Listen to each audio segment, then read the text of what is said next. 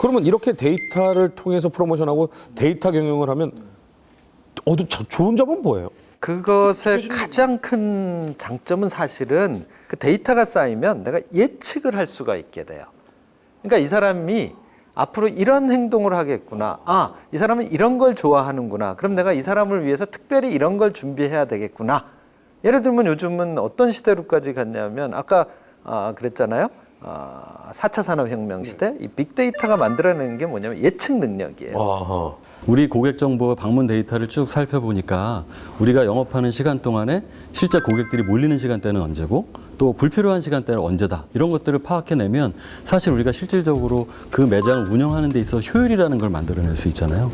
또 하나는 뭐냐면 실제 데이터를 잘 활용하면 우리가 알지 못하는 문제를 파악해낼 수 있습니다. 쉽게 말해서 우리 매장의 재방문이 왜 자꾸 떨어지는데 특히 20대 방문이 자꾸 떨어진다. 가만히 보니까 20대 방에게 전달되는 서비스나 상품이나 또는 메뉴들이 그들에게 만족을 못 느끼게 하는 부분들을 우리가 찾아낼 수 있거든요. 그러니까 데이터라는 게 그런 문제를 찾아내고 해결할 수 있는 그런 실마리를 만들어줄 수가 있다는 거죠. 매출만 보고 막 이렇게 수익만 봐서는 몰랐다가 빅데이터를 보면 매출이 나빠지진 않았지만 20대 재방문율이 떨어졌네. 왜 그럴까? 이렇게. 그렇죠. 그러면 이런 사례들이 정말로 실제로도 많이 있나요? 서울 강남구에 위치한 영어학원. 열띤 대화가 한창인데요. 프리토킹을 중심으로 영어 수업이 이루어지고 있다는 이곳. 스스로 하게끔 하는 그런 방법론의 차이가 있는 것 같습니다. 그래서 개인한테는 사실 매일 뭔가 해야 된다는 부담이 있긴 하지만 그걸 하면서 얻는 것들이 좀 있고요. 느끼는 것들이 있었습니다.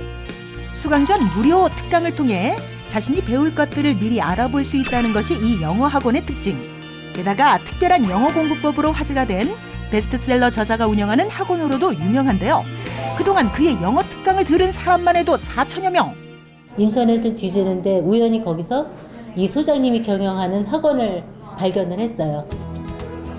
자신의 영어 노하우들을 많은 사람들에게 보다 쉽게 알려주고 있는 김영익 소장. 그의 성공 비결 첫 번째. 양질의 무료 콘텐츠로 고객들을 유치. 이뿐 아니라 수강생들과의 소통 채널도 활발히 운영 중이라고 합니다. 처음에는 이제 아무래도 신사행 업체고 고객들한테 인지가 많이 되어 있지 않기 때문에 저희가 어떤 곳인지 알리는 데 집중을 많이 했죠. 이제 상권은 아까도 말씀드린 바와 같이 온라인 상권과 오프라인 상권이 있다고 할 수 있습니다. 오프라인 상권은 이제 길에서 전단지도 올리고 저희도 이런 것들을 다 했었습니다. 근데 이제 오프라인 상권에서 저희가 직원도 몇 명 없는데 한정된 자본력을 가지고 이런 것들을 했는데 효과가 전혀 없더라고요. 그래서 집중할 부분들을 정하기 위해서 이제 오프라인 상권을 이제 버렸습니다. 이제 홍보를 하는 것들로 순수하게 그럼 온라인 상권을 하자. 온라인 상권이라고 하면 흔히들 많이 하시는 SNS가 될 수 있겠죠. 하지만 어느 순간 생각이 들더라고요. 이제 기존 고객들한테 이런 것들을 만들지 말고 컨텐츠를 만들거나 무엇을 만들어도 이미 수강하고 있는 사람들한테 만족을 주기 위한 것들을 만들자. 처음에는 잠재 고객 확보를 위해 많은 노력을 쏟았지만 지금은 기존 고객들의 만족도가 최우선. 그러다 보니 입소문을 타고 수강생이 저절로 늘기 시작했답니다. 수강하셨던 모든 분들의 성함을 벽에 이렇게 적어 놓습니다.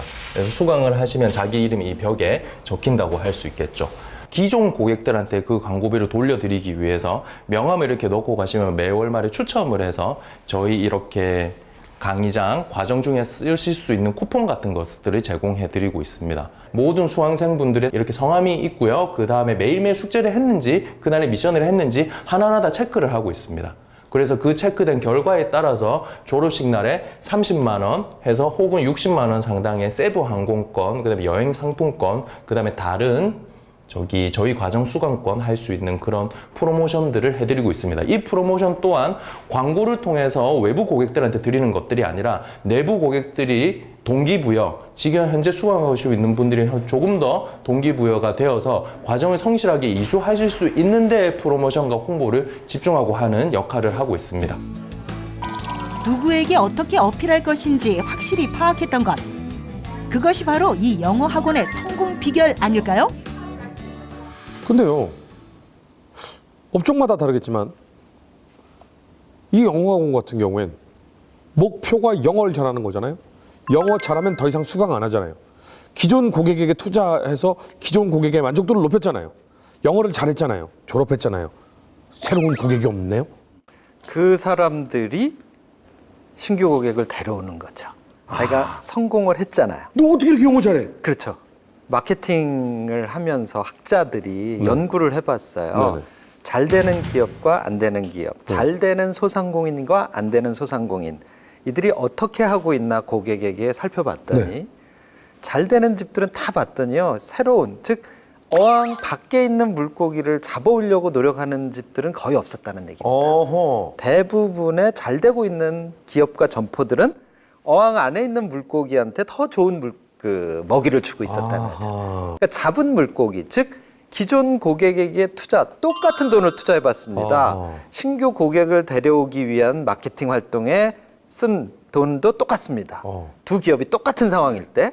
그런데 기존 고객한테 그 똑같은 돈을 써봤습니다. 1년 후, 2년 후 성과를 측정해봤습니다. 누가 더 돈을 잘 버나. 그랬더니 기존 고객들에게 투자, 마케팅을 했다. 우리가 그걸 전문 용어로 고객 관계 관리라고 하고요. 그 고객 관계 관리의 핵심이 뭐냐면 기존 고객에게 더 잘해라. 그래서 제가 만든 용어가 하나 있어요. 네. 장사가 안 된다고 해서 밖에 나가서 고객을 데려오려고 하지 말고 지금 네 앞에 있는 고객에게 최선을 다해라. 기존 고객에게 더 잘해라. 충성 고객에게 더 잘해라.